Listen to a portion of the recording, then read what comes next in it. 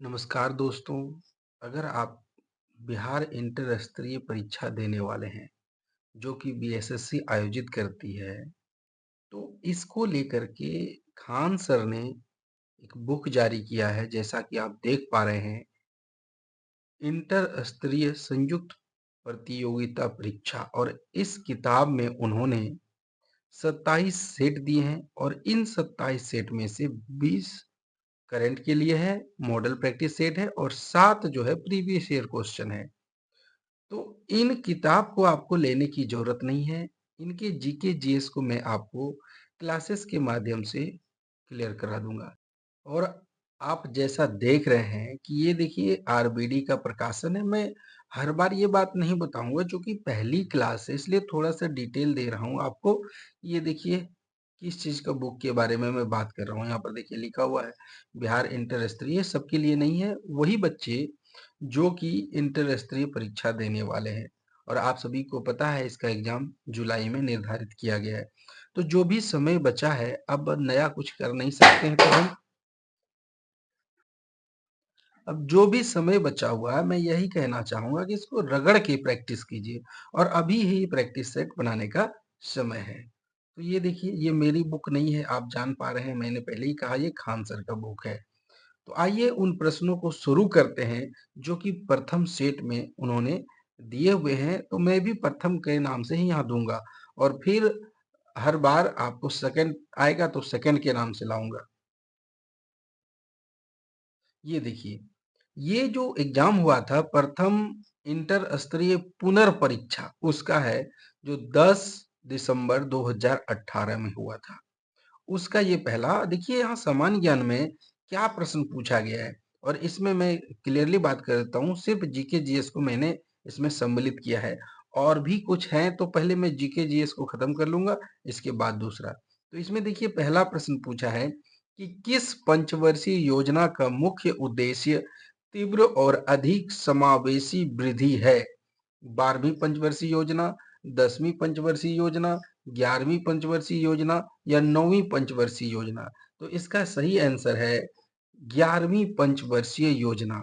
चलिए मैं आपको कुछ तस्वीर के माध्यम से और क्लियर करा देता हूं। तो भारत में कुल अब तक 12 पंचवर्षीय योजना हुए हैं। ये देखिए आपको दिखाई दे रहा होगा। और अगर आपसे पूछा जाएगा कि ये किस देश के तर्ज पर लिया गया है, तो पंचवर्षीय योजना जो है वो रूस के तर्ज पर सबसे पहले वहीं लागू किया गया था। और किसने किया था? स्टालिन ने किया था। ये भी बात आपको याद रखने की जरूरत है। और यदि आप इसके बारे में विशेष जानकारी चाहते हैं, तो एनसीईआरटी के बुक 12 में आपको इसके बारे में जानकारी दी गई है। 1938 में जब सुभाष चंद्र बोस हरिपुरा अधिवेशन के अध्यक्ष बनते हैं, याद रखिएगा, तो उन्होंने इस चीज का सुझाव दिया था नेहरू जी को। और बाद में नेहरू जी ने इसको लागू किया किसके तर्ज पर? तो रूस के तर्ज पर। और रूस जो है 3 ही पंचवर्षीय योजना में तरक्की पा लिया। लेकिन हमारे यहाँ 12 पंचवर्षीय योजनाएं हो चुकी हैं, फिर भी हम पिछड़े हुए हैं। चलिए उन सब बातों को नहीं देखते हैं। और जो सवाल था वो देखिए, यहाँ 11वें नंबर पर आप देखिए क्या लिखल है। 11वीं पंचवर्षीय योजना 2007 से 12, व्यापक और तेजी से विकास, यही सवाल आपसे पूछा गया था। आपको याद रखना है कि प्रथम पंचवर्षीय योजना जो कि 51 से 56 हुई थी, ये आपको इंपॉर्टेंट हो जाते हैं।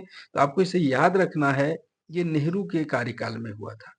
ये भी आप याद रखिएगा। दूसरा किस पर था? कृषि पर। ये मतलब दूसरा नहीं, इसका दूसरा पॉइंट ये कृषि पर था। और दूसरे जब हम बात करेंगे तो यहाँ देखिए लिखा हुआ उद्योग क्षेत्र की प्राथमिकता। तो यहाँ जो उद्योग की बात हो रही है वो कृषि आधारित उद्योग की बात हो रही है। इसके अलावे और भी है, आप यहाँ पर ध्यान से देख लें। ठीक है, चलिए अब आते हैं मुद्दे पर। तो हमने पहले प्रश्न को जाना कि इसका सही आंसर होगा 11वीं पंचवर्षीय योजना।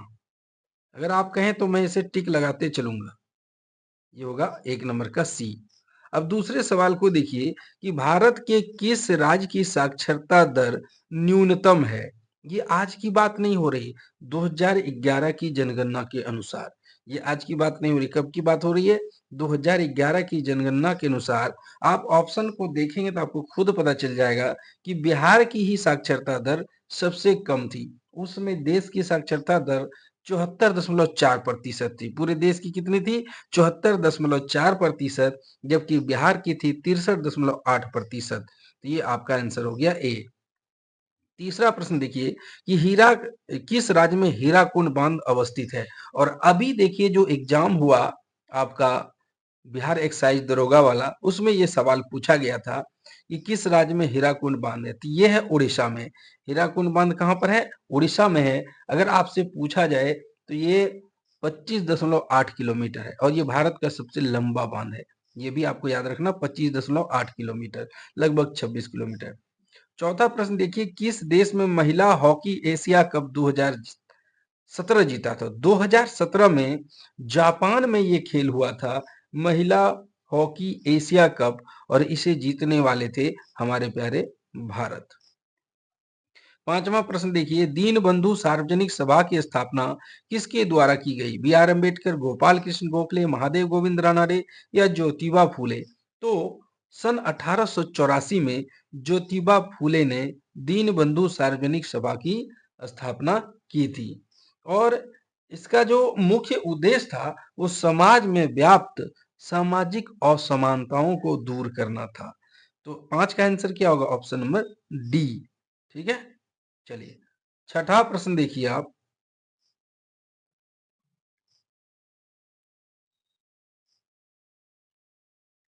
छठा प्रश्न है, collection choice and social welfare किसके द्वारा लिखी गई है? तो ये जो पुस्तक है वो 1918 में किसने लिखी थी? अमर्त्य सेन ने।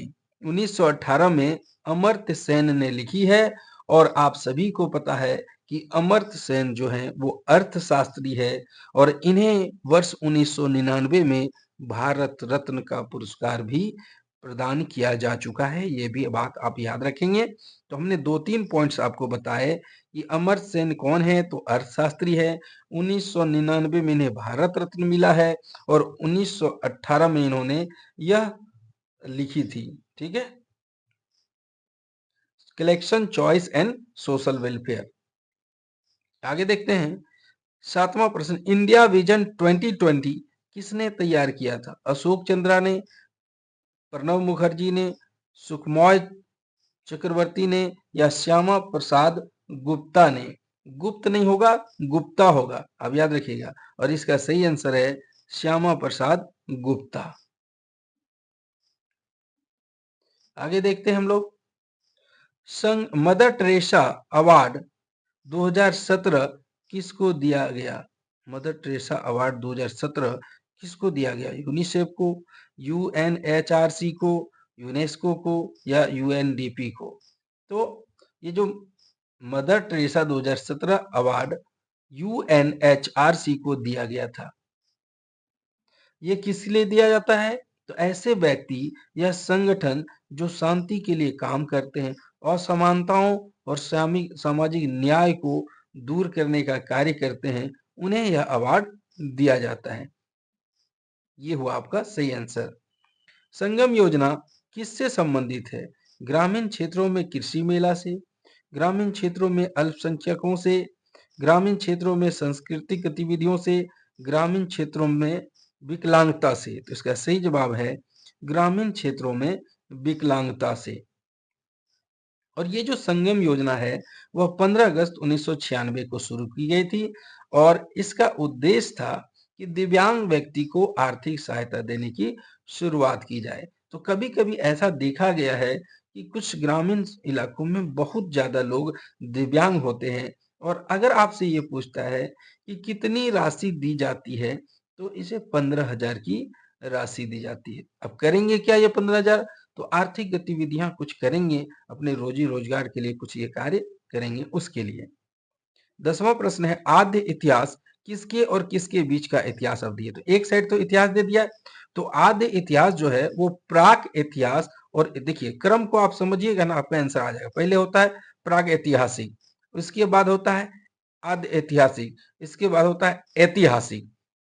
ठीक है, तो ऐतिहासिक और प्राग ऐतिहासिक के बीच की जो भाग है उसे आद ऐतिहासिक के नाम से जानते हैं। फिर आप ये भी जानते हैं कि प्राग इतिहास को 3 कालखंडों में विभाजित किया गया। पहला है पूरा पाषाण काल, मध्य पाषाण काल और नव पाषाण काल। और अब एक्स्ट्रा एक आप चीज जान लीजिए, इसी में आता है ताम्र पाषाण काल। ये आपको हमने बता दिया, तो इसका आंसर हो जाएगा प्रागैतिहासिक। नेक्स्ट देखिए, पद्म विभूषण अवार्ड 2018 से किसे सम्मानित किया गया है? मनोहर जोशी को, लक्ष्मण पाई को, अनवर जलालपुरी को या गुलाम मुस्तफा खान को? तो मैं पहले इसका आंसर बता देता हूं, वो है गुलाम मुस्तफा खान। लेकिन आपको ये देखिए, ये जो डाटा है वो 2018 का है, तो 2018 का डाटा किसी काम का है? आप खुद सोचिए ना। आपसे आपको मैं एक बात बता दे रहा हूँ, उसे आप नोट डाउन कर लीजिए, जो आपके एग्जाम के लिए बहुत जरूरी है। इस वर्ष यानी कि 2024 में 5 लोगों को भारत रत्न दिया गया है। ये याद आपको नाम रखने बहुत ही जरूरी है। 2024-25 का तो अभी घोषणा हुआ नहीं है, 24 का बता रहा हूँ। पहला है कर्पूरी ठाकुर को, दूसरा है लाल कृष्ण आडवाणी को, तीसरा पीवी नरसिम्हा राव को, चौथा चौधरी चरण सिंह को और पांचवा है एम.एस. स्वामीनाथन को। एम.एस. स्वामीनाथन वही व्यक्ति हैं, वही वैज्ञानिक है जिन्होंने भारत में हरित क्रांति लाई थी, हरित क्रांति के जनक माने जाते हैं। तो फिर से सुन लीजिए, कर्पूरी ठाकुर, लाल कृष्ण आडवाणी, पीवी नरसिम्हा राव, चौधरी चरण सिंह या बोलते हैं और एम.एस. स्वामीनाथन को। एक बात और याद रखिएगा, 2014 में एक क्रिकेटर को दिया गया था और 40 वर्ष की उम्र में, मात्र 40 वर्ष की उम्र में सचिन जी को, सचिन तेंदुलकर को भारत रत्न दिया जा चुका है। ये भी आप नोट करेंगे, क्योंकि और किसी क्रिकेटर को नहीं दिया गया है। ठीक है, चलिए आगे बढ़ते हैं। अब यहां देखिए, अगला प्रश्न है,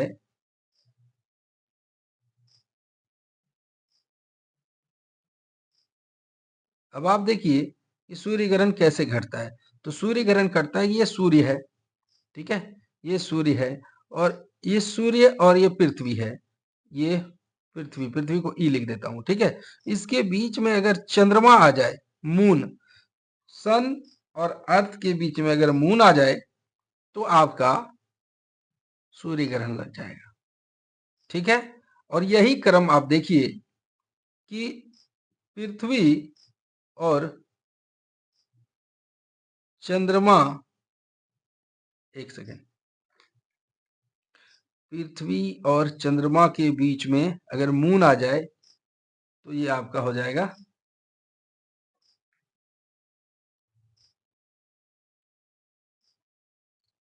देखिए। अब इसे याद कैसे रखें?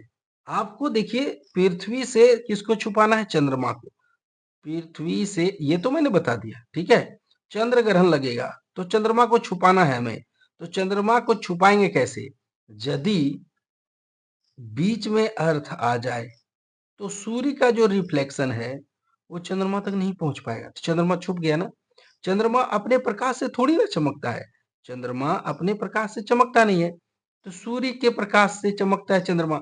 यदि हमने अर्थ को साइड में कर दिया तो कहीं पर सूर्य को रखिए, ये देखिए, ये चंद्रमा हुआ, ये सूर्य होगा। अब कहीं पर रखिए, फिर से मैं इसको बना देता हूँ फिर से साफ साफ, अभी आपको समझ में आ जाएगा कैसे होता है चंद्र ग्रहण और सूर्य ग्रहण। एक सेकेंड, देखिए, नाम क्या है? चंद्र ग्रहण। तो मान लेते हैं ये चंद्रमा है, ठीक है। तो चंद्रमा को छुपाना होगा, किससे छुपाना होगा? प्रकाश से छुपाना होगा। अगर आप यहाँ सन रख देते हैं तो इसका प्रकाश इधर पड़ जाएगा, चंद्रमा चमकने लगेगा।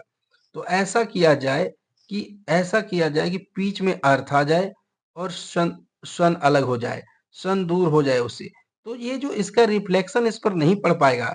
और ऐसी घटना जब होगी इसको कहेंगे चंद्र ग्रहण। और एक बात याद रखिए, चंद्र ग्रहण जब होगा तो आप खुद बताइए कि कब होगा। तो चंद्र ग्रहण आप कहेंगे कि तो रात में होगा, क्योंकि सूर्य ग्रहण कब होता है? दिन में होता है।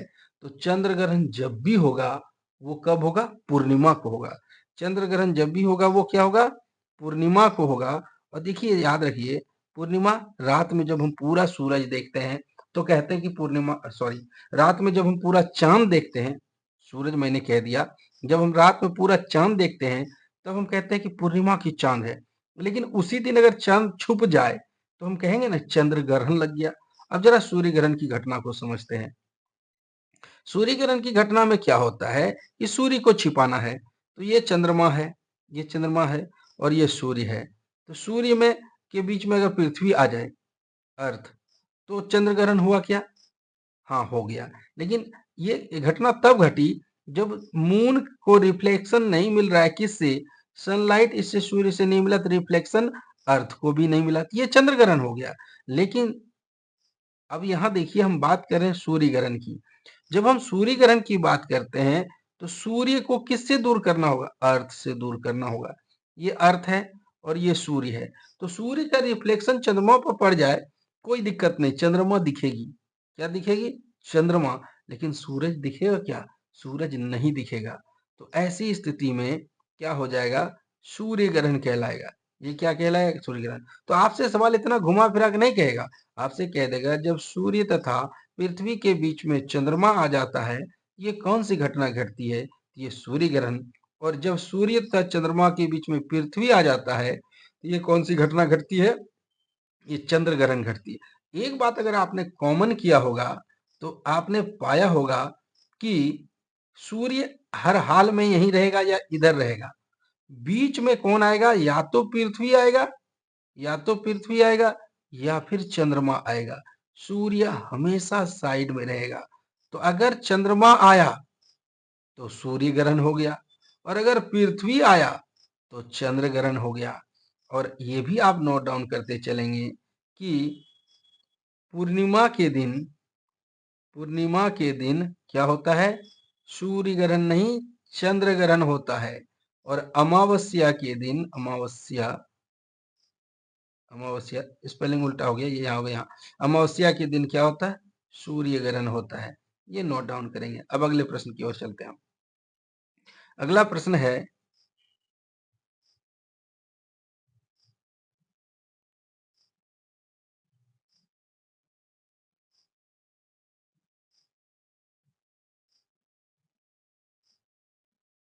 एक सेकेंड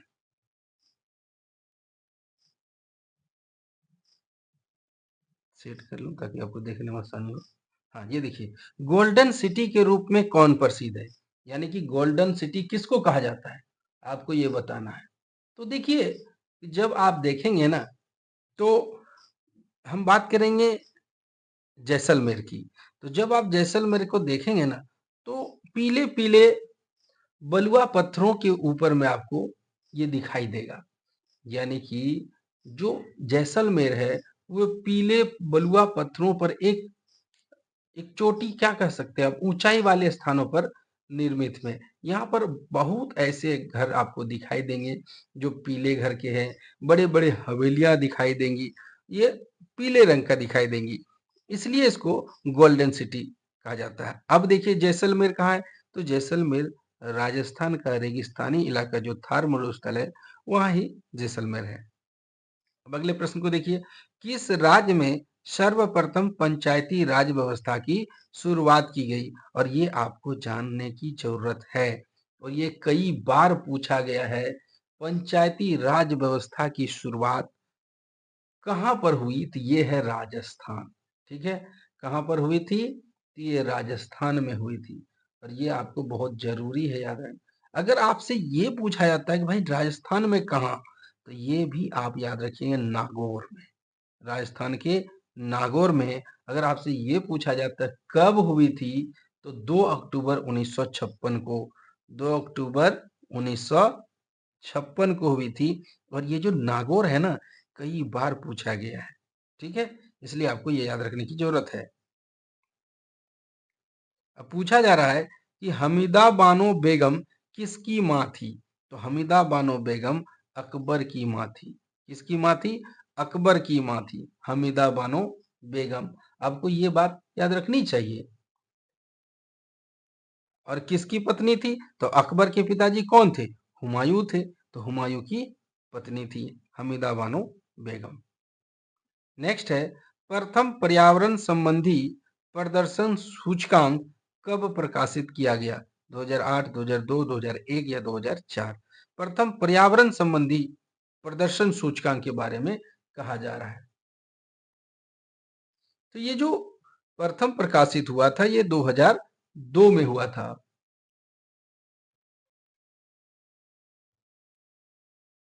चलिए आगे बढ़ते हैं। कह रहा है राष्ट्रीय मानव अधिकार आयोग की स्थापना कब हुई थी? 1991 में, 1992 में, 1993 में या 1994 में?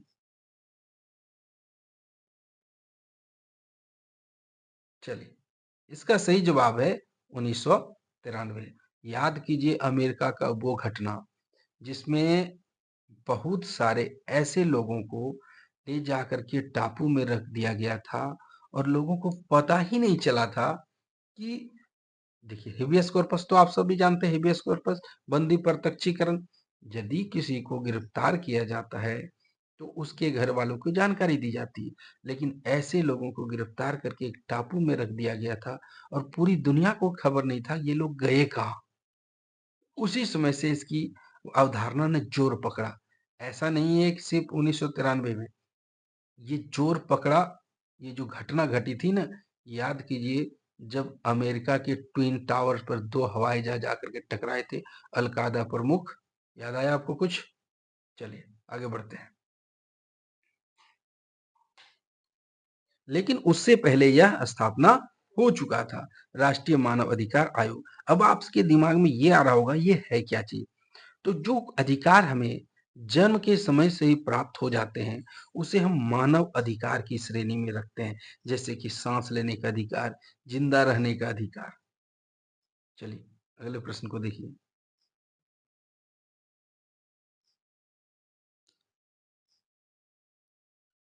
तो अगला प्रश्न है डुंगेश्वरी पहाड़ियां कहाँ अवस्थित है? डुंगेश्वरी पहाड़ियां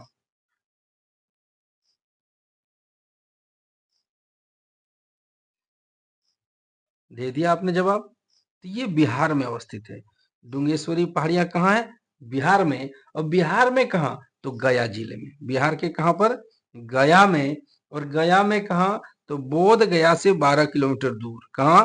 बोध गया से 12 किलोमीटर दूर। ठीक है, बोध गया से 12 किलोमीटर दूर उत्तर पूर्व में। और कहा जाता है कि यहीं पर सिद्धार्थ यानी गौतम बुद्ध ने 6 वर्षों तक कठिन तपस्या किया था। 6 वर्षों तक कठिन तपस्या यहीं पर किया था सिद्धार्थ यानी गौतम बुद्ध ने। अगला प्रश्न है कि राष्ट्रीय खिलाफत स्वराज पार्टी की स्थापना कब की गई? अब देखिए कितना इजी सवाल आपसे पूछा है। अब देखिए कोई अगर पूछ भी देता है कि किसने किया था, सी आर दास और मोतीलाल नेहरू। याद आया आपको? सी आर दास और मोतीलाल नेहरू ने 1923 में किसकी स्थापना की थी? तो स्वराज पार्टी की स्थापना की थी और सी आर दास इसके अध्यक्ष थे। तो ये आपका आंसर रहा। और देखिए कितना इजी सवाल था, ऐसा नहीं कि बहुत भारी सवाल है ये, इसको भारी सवाल हम नहीं कह सकते हैं। अब अगला सवाल है भूटान की मुद्रा क्या है? तो भूटान की मुद्रा न्यूगल ट्रम है। न्यूगल ट्रम। ठीक है, ये तो डायरेक्ट क्वेश्चन बनता है, इसकी मुद्रा का नाम बताना है। गॉल किस देश का नया नाम है? गॉल कह रहा है कि किस देश का नया नाम है?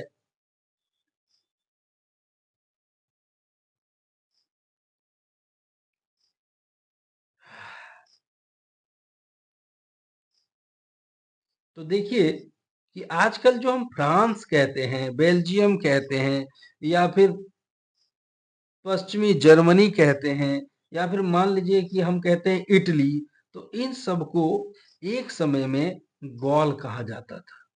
ठीक है, और गॉल एक प्राचीन देश था। इसमें ये सभी देश आते थे, कौन कौन से? फ्रांस, बेल्जियम, पश्चिमी जर्मनी और उत्तरी इटली। इसको गॉल कहा जाता था। तो यहाँ पर देखिए जो नाम हमने लिए उसमें सिर्फ एक ऑप्शन फ्रांस है, तो फ्रांस को ही गॉल का कहा जाता था।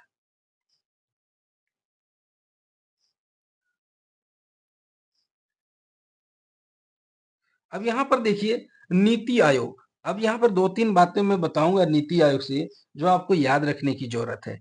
जब सत्ता में आई मोदी सरकार 2014 में, ठीक है, उसी समय ये विचार आया कि योजना आयोग का नाम बदल करके, अब योजना आयोग कब गठित हुआ था? 1950 में। किसके समय में?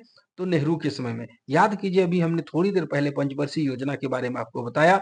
इसके आइडिया देने वाले कौन थे? तो आइडिया देने वाले थे सुभाष चंद्र बोस। याद रखिएगा किसने दिया था? सुभाष चंद्र बोस ने दिया था। नेहरू जी को। नेहरू जी ने 50 में गठन किया और 51 में लागू किया। कहाँ से लिया गया? तो रूस से लिया गया था।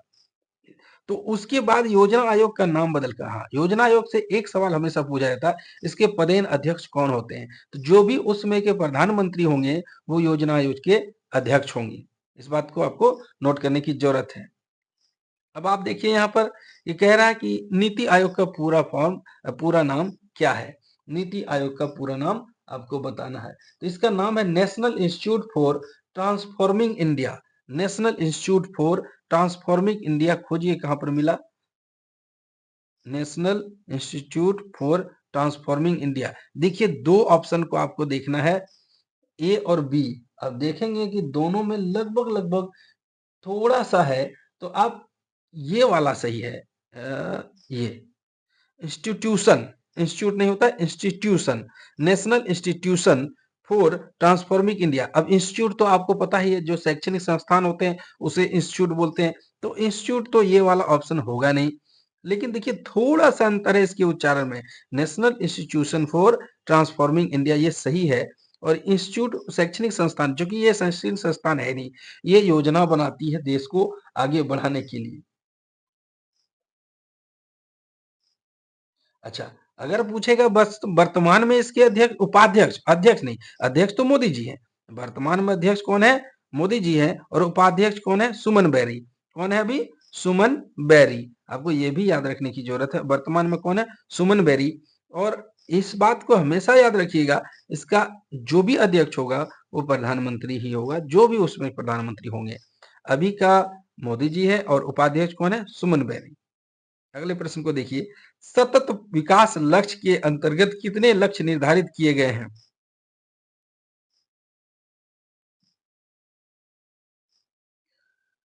एक सेकंड, पानी पीने के लिए।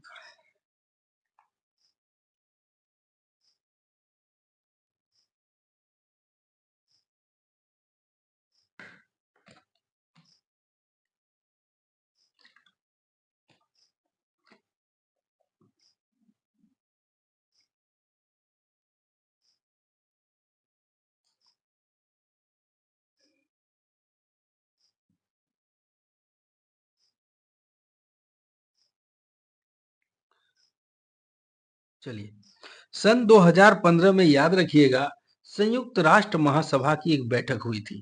कब हुई थी? 2015 में संयुक्त राष्ट्र महासभा की एक बैठक हुई थी, और उसमें प्रत्येक 15 वर्ष के लिए, कितने वर्ष के लिए? 15 वर्ष के लिए कुछ लक्ष्य निर्धारित किए जाते हैं उनके सदस्य देशों द्वारा। ये कहा जाता है कि हमें ये प्राप्त करने हैं।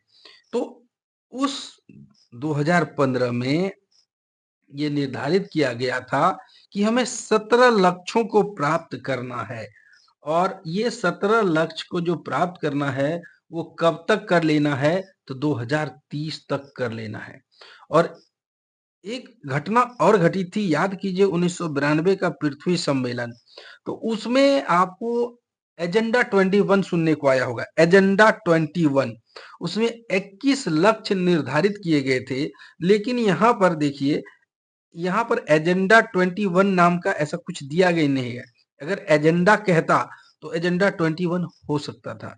यहाँ पर 2015 में 15 वर्ष के लिए, यानी 30 में होगा खत्म वो, 17 लक्ष्य निर्धारित किए। किसने किया था? यूएन महासभा ने किया था। इसका आंसर 17 हुआ। अब देखिए, भारत में वर्ष 2015-16 में आलू का तीसरा आलू का तीसरा सबसे बड़ा उत्पादक राज्य कौन सा है? यानी किस राज्य में आलू का उत्पादन 15-16 में सबसे ज्यादा हुआ?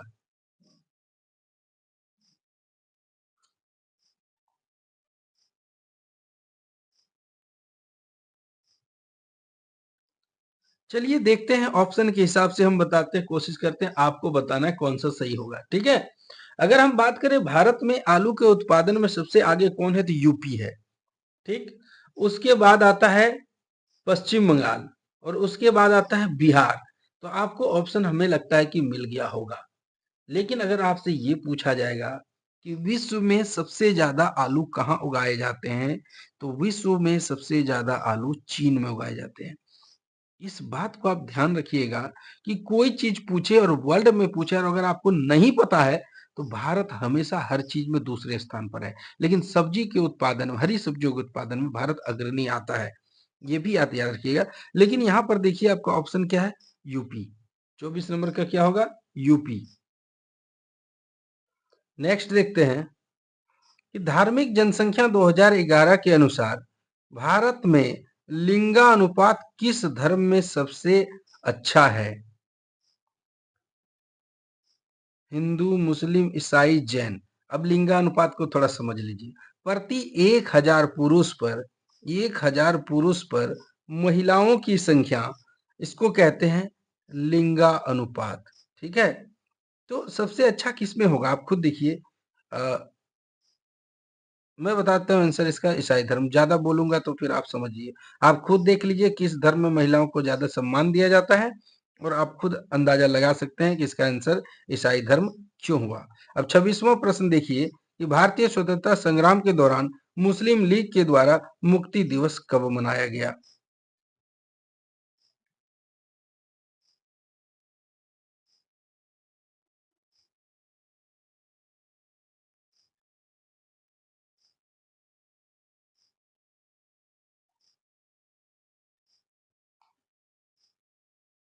चलिए एक घटना आपको बताते हैं। 22 अक्टूबर 1939 को कांग्रेसी मंत्रिमंडल ने इस्तीफा दे दिया था। एक तरफ देखिए कांग्रेस इतनी बड़ी पार्टी थी उस समय, और 19 देखिए इसका आंसर तो ये है, 22 अक्टूबर 1939 को ये दे दिए थे इस्तीफा, और सामूहिक इस्तीफा दिया था मंत्रिमंडल से, क्योंकि उसकी बातें चल नहीं रही थी।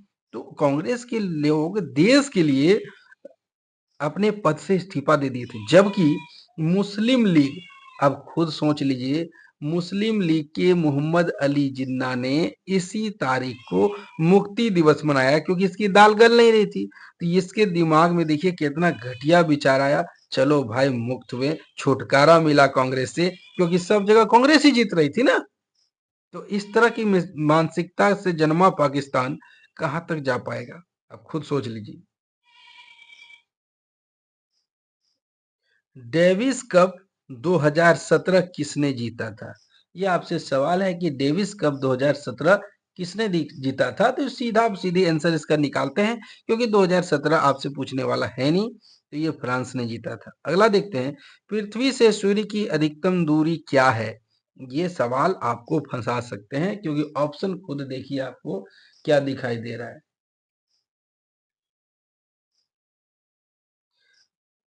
देख पा रहे हैं आप, तो यहाँ अधिकतम दूरी आपको दिख रही होगी 167.1 मिलियन किलोमीटर, जबकि ये सही नहीं है। सही है 152.1 मिलियन किलोमीटर। ये सूर्य की पृथ्वी से सबसे अधिकतम दूरी है।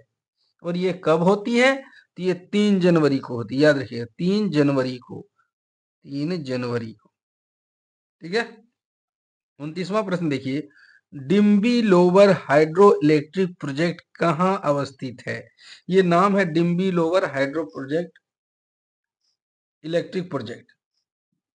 तो ये कहाँ पर है, तो ये है आपका लोहित नदी में। यानी लोहित नदी कहाँ हो गया, अरुणाचल प्रदेश। ये लोहित नदी पर है अरुणाचल प्रदेश में, और यहाँ से 1750 मेगावाट, 1750 मेगावाट MW, इतना बिजली का उत्पादन होता है, और ये जल विद्युत है। 30वां है कि ब्रिटिश भारत में बिहार राज्य के प्रथम प्रधानमंत्री कौन थे।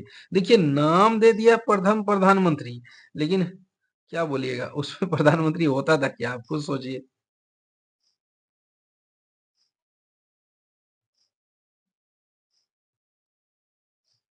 तो कब की बात हो रही है, ब्रिटिश भारत में, यानी कि आजादी के पहले। तो आजादी के पहले में 1937 में, ठीक है, ठीक है, 1937 में ये चुनाव हुए थे। ब्रिटिश भारत में 1937 में ये चुनाव हुए थे, और उसमें मोहम्मद यूनुस को, ठीक है, मोहम्मद यूनुस को उस समय का प्रधानमंत्री घोषित किया था। है मोहम्मद यूनुस, हाँ है। ये देखिए, चलिए आगे बढ़ते हैं। अब कह रहा खड़िया जनजाति कहाँ निवास करती है। खड़िया जनजाति कहाँ निवास करती है, तो खड़िया जनजाति झारखंड में निवास करती है। झारखंड है क्या ऑप्शन में? हाँ है, देखिए है ना, 31 का बी। अगला है कि भारतीय संविधान के 11वीं अनुसूची में अंतर्गत पंचायत के 29 कार्यों का किस अनुच्छेद में विवरण है, यानी किस में जानकारी मिलती है 29 कार्यों का संबंध पंचायत की। तो इसका सही जवाब है 243 जी। किसमें मिलता है? 243 जी में। अगला है कि गणमान्य भारत विद पुरस्कार 2017 किसने जीता था? गणमान्य भारत विद पुरस्कार 2017 जीता था प्रोफेसर हिरोशी मारुई। हिरोशी मारुई है क्या? हाँ है, हिरोशी मारुई है। और इसमें कौन राष्ट्रपति थे?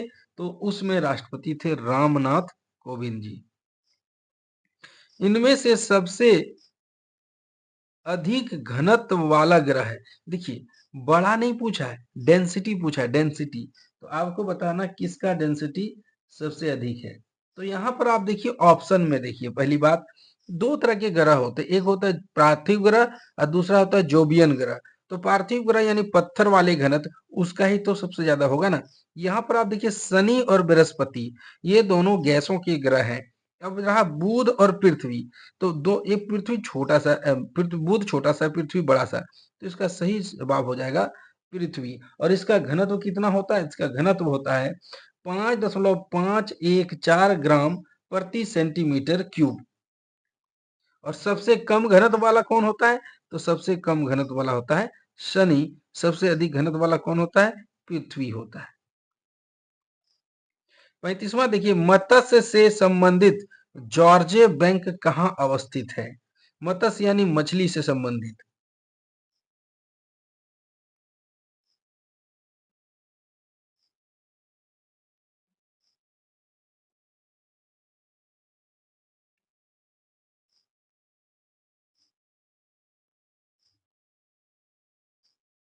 तो इसका सही जवाब है नोवा स्कॉटिया। अब आपसे पूछ देगा कि नोवा स्कॉटिया कहाँ है? ये कनाडा में है। कहाँ है? कनाडा में। अगला है कि विश्व व्यापार संगठन का मुख्यालय कहाँ है? WTO, वर्ल्ड ट्रेड ऑर्गेनाइजेशन का मुख्यालय कहाँ पर है? तो इसका है जेनेवा, स्विट्जरलैंड में। कहाँ पर है? जेनेवा, स्विट्जरलैंड में। ये देखिए 37वां प्रश्न देखते हैं, थोड़ा सा ऊपर उठा लेता हूँ इसको। 37वां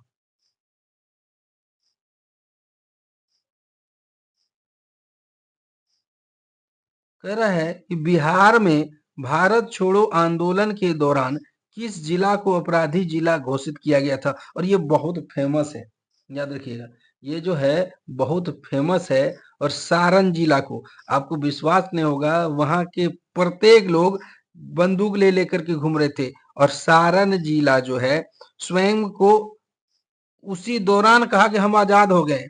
तो मानो या ना मानो, तो सबसे पहले आजाद किसने घोषित किया था? सारण जिला ने। बच्चा बच्चा कट्टा लेके घूम रहा था भारत छोड़ो आंदोलन के दौरान। अगला है कि बिहार में स्वदेशी आंदोलन के दौरान राखी बंधन दिवस यानी रक्षाबंधन दिवस कहाँ मनाया गया था? दरभंगा में। कहाँ मनाया गया था? दरभंगा में 16 अक्टूबर 1900, ये 5 था, 16 अक्टूबर 1905 था। और रक्षाबंधन दिवस आपको सभी को पता है कि जो बंगाल विभाजन हुआ उसके विरोध में ये बनाया गया था। सूरीन सर मानसर झील किस राज्य में अवस्थित है? सूरीन सर मानसर झील, आपको ये बताना है। तो सूरीन सर और मानसर झील जो है वो जम्मू कश्मीर में अवस्थित है। कहाँ पर है? जम्मू कश्मीर में। जम्मू कश्मीर, हाँ यहाँ है। तो उसमें राज्य था इसलिए राज्य लिखा हुआ, अभी तो केंद्र शासित प्रदेश लिखेगा। कह रहा पुनात्सांग सांगछू हाइड्रो प्रोजेक्ट कहाँ अवस्थित? तिब्बत, नेपाल, श्रीलंका, भूटान। ये 40वें नंबर का प्रश्न है। तो पुनात्सांगछू हाइड्रो प्रोजेक्ट ये अवस्थित है भूटान में। कहाँ अवस्थित है? भूटान में अवस्थित है। धन विधेयक की परिभाषा का प्रावधान संविधान के किस अनुच्छेद में है? धन विधेयक की परिभाषा का प्रावधान संविधान के अनुच्छेद 110 में है। संविधान के अनुच्छेद 110 में। और एक बात आपको याद रखने की जरूरत है कि धन विधेयक जो है सिर्फ लोकसभा में पारित हो जाता है, इसे राज्यसभा में पारित करने की जरूरत नहीं पड़ती है।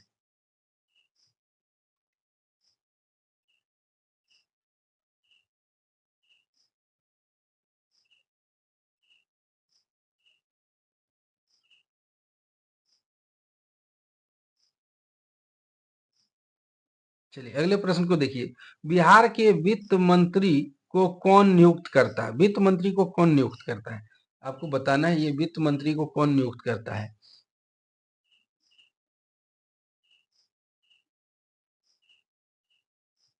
तो देखिए सिंपल सी बात है, वित्त मंत्री का कोई प्रावधान नहीं होता। आपको ध्यान रखने वाली बात है, राज्यपाल जो है मुख्यमंत्री को नियुक्त करता है। मुख्यमंत्री अपना मंत्रिमंडल बनाता है। मंत्रिमंडल में कैबिनेट मिनिस्टर होते हैं। कौन कौन से विभाग किसको दिए जाएंगे ये तो मुख्यमंत्री ने निर्धारित करेगा। मुख्यमंत्री की सलाह पर राज्यपाल नियुक्त करता है।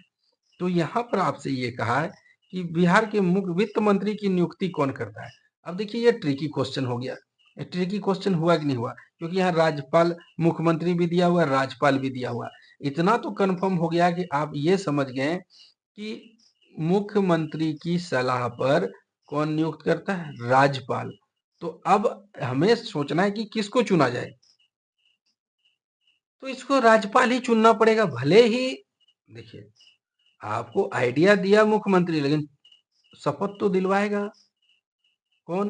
तो राज्यपाल ही दिलवाएंगे। इसलिए हम लोग राज्यपाल को चुनेंगे। नेक्स्ट है एडसेट प्रक्षेपित किया गया है। एडसेट, एडसेट जो है ये एडसेट नहीं है, एडुसेट है। एक प्रकार का ये संचार उपग्रह है। और इसको कब प्रक्षेपित किया गया था? ये 2004 में प्रक्षेपित किया गया था। देखिए अगले प्रश्न को, ट्रांस कैनेडियन हाईवे जोड़ती है। ट्रांस कैनेडियन हाईवे किसको किसको जोड़ती है आपको बताना है। तो ये अटलांटिक महासागर पर स्थित है। तो किसको किसको जोड़ती है भाई देखते हैं। तो ऑप्शन हमारा सेंट जॉन सिटी ठीक है।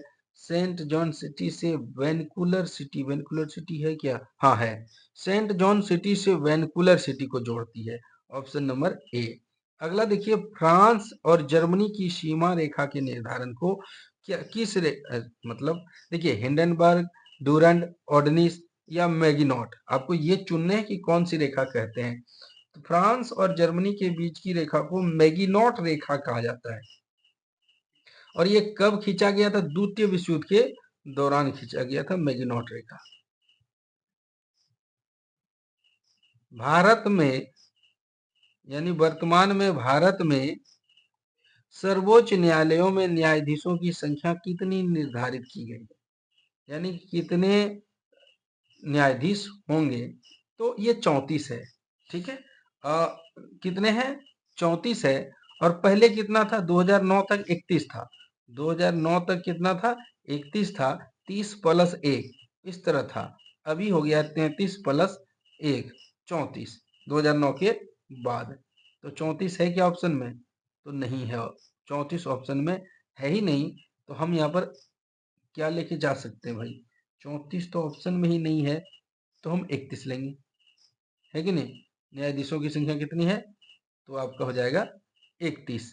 लेकिन अगर मुख्य न्यायाधीश इसमें शामिल किया है कि नहीं किया है, ऐसा कुछ नहीं दिया हुआ। आप देख पा रहे हैं ना क्वेश्चन।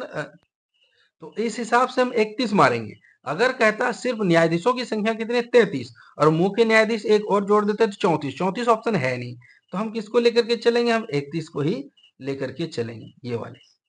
स्वतंत्रता के बाद भारत में प्रथम औद्योगिक नीति कब घोषित की गई, यानी औद्योगिक नीति कब बनाई गई, ये आपसे पूछा है। तो ये बनाई गई थी 1948 में। और 1948 में प्रथम उद्योग मंत्री जो थे वो श्यामा प्रसाद मुखर्जी थे। तो 1948 देखना पड़ेगा ऑप्शन किस में है। 1948, हाँ डी नंबर देखिए आप, 1948 में। अब है समुद्री चूहिया के रूप से में जानी जाती है। समुद्री चूहिया किसको कहते हैं? ऑक्टोपस को, डोरिस को, इलियोस को या काइटिन को? समुद्री चूहिया आपको बतानी है। तो समुद्री चूहिया काइटिन को कहा जाता है। काइटिन को समुद्री चूहिया कहा जाता है। और ये एक क्या कह सकते हैं, ये मोलास्का वर्ग का, ये मोलास्का मतलब जिसके शरीर पर खोल लगे हो, तो ये काइटिन आंसर है। किस देश ने फेडरेशन कप 2017 जीता? तो देखिए ये दोबारा क्वेश्चन दिया है, फेडरेशन कप 2017, ये फेडरेशन कप है, ये जीता था अमेरिका ने, संयुक्त राज्य अमेरिका ने जीता था। भारत में कृष्ण क्रांति किससे संबंधित है? लिग्नाइट से, कार्बोनिक, फर्टिलाइजर से, पेट्रोलियम से या कोयला से? कृष्ण क्रांति पूछा आपसे, तो कृष्ण क्रांति ये पेट्रोलियम से है। तो पेट्रोलियम आप जानते हैं काले रंग का गाढ़ा चिपचिपा और बदबूदार पदार्थ होता है, तरल। 51 का देखिए, कह रहा है बिहार में सर्वप्रथम राष्ट्रपति शासन कब लागू किया? यानी कि बिहार में राष्ट्रपति शासन कब लगा? तो बिहार में जो राष्ट्रपति शासन लगा वो 1968 में लगा। कब लगा? 1968। तो 1968 ऑप्शन में है? हाँ है, देखिए ऑप्शन नंबर ए में है। 52वां प्रश्न देखिए, उपभोक्ता मूल्य सूचकांक किस वर्ष शुरू किया गया? उपभोक्ता मूल्य सूचकांक किस वर्ष शुरू किया गया? ये 12 नंबर का सवाल है। ये 2012 नंबर का सवाल कहते हैं, 52 नंबर का, ये 2012 में शुरू किया गया था। उपभोक्ता मूल्य सूचकांक 2012 में शुरू किया था। कौन करते हैं? तो केंद्रीय सांख्यिकी संगठन ये इसका डेटा जारी करते हैं।